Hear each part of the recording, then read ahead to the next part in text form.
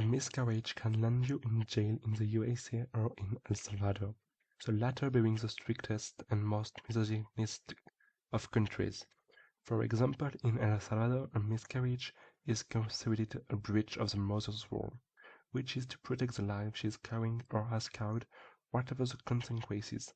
But can we really consider the fact that her body prevented her from procreating on its own to be her fault? Of course not, and I haven't taken sides yet. I am all for human dignity. In the United States, it's a bit more complex. We recently had the case of a person imprisoned for having an abortion in a state where abortion is illegal. However, she hadn't had an abortion but a miscarriage. According to the BBC, between 2005 and 2020, the NAPW recorded 1,200 such cases in the USA. This calls into question the case of miscarriage and abortion. So here we're going to detail and explain how abortion is seen in different religions. I won't go into all the religions, because time is unfortunately not unlimited. Then we'll see what science says, and we'll finish with what politicians say before concluding. I'm warning you right now that this video is not going to criticize religions, nor science, nor most politicians, except in El Salvador, but we still have to respect human dignity. So let's start with the four most popular religions. Firstly, in Christianity, the embryo is considered alive from conception, although there are some exceptions to abortion in certain cases, but this depends on the Protestant, Catholics, and other movements. In Islam, depending on the different types of Islam, Sunni or Shiite or variants, life begins after 40 days at the earliest and 4 months at the latest. Hinduism, like Christianity, also consider a being to be alive from the moment of conception, with certain exceptions, of course, as does Buddhism, which consider a baby to be alive from the moment of conception. We are now going to talk about an older religion, the Greco-Roman polytheist religion. For the Greco-Romans, abortion was authorized in most cases, putting more emphasis on the woman's feeling, whether she felt he was alive or not, and on each person's own opinion and desire to welcome a new life. However, it could happen that they were not very inclined to abortion, without ever being able to refuse it. If the father wanted to keep the child, he felt he had a right to. Well, indeed a little patriarchal, but all the same freer than the other religions mentioned.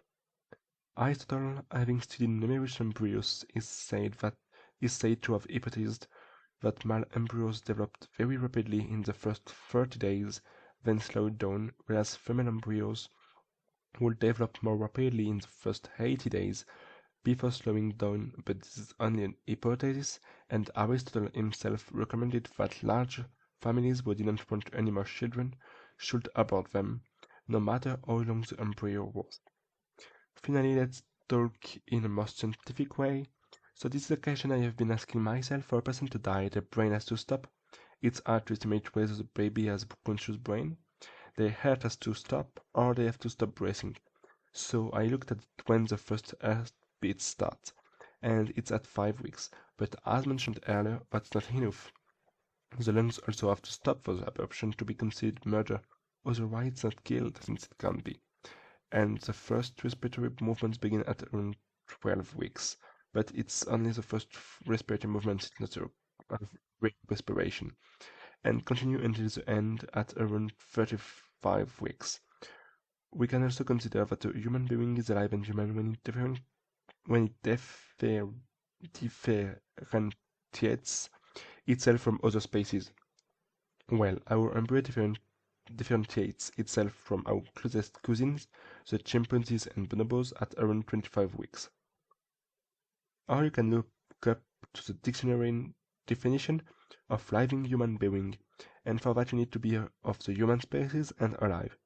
And a human being is characterized by being bipedal, so yes, babies are bipedal, although they don't tick the bipedal movement box. But let's move on. We also need an articulated language, so fetuses may have a language by tapping on the walls of the womb, but not articulated, but let's move on. And by prehensile horns, that means we can hold things in our hands, and that's something embryos can't do. Among the various countries, the strictest is El Salvador, which makes no exception whatsoever, even in cases of miscarriage, rape, incest, assault, and so on.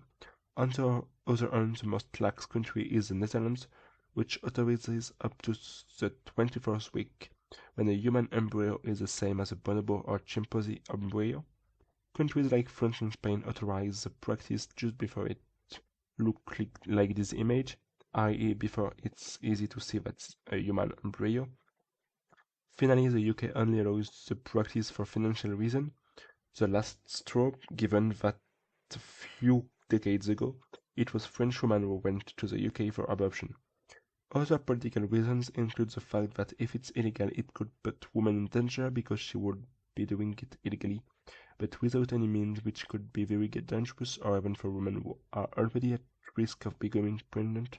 It should not apply to them at the very least. Then there is the case of a woman who has suffered rape, sexual assault, or incest.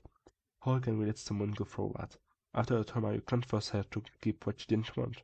It's better both for her and for the baby.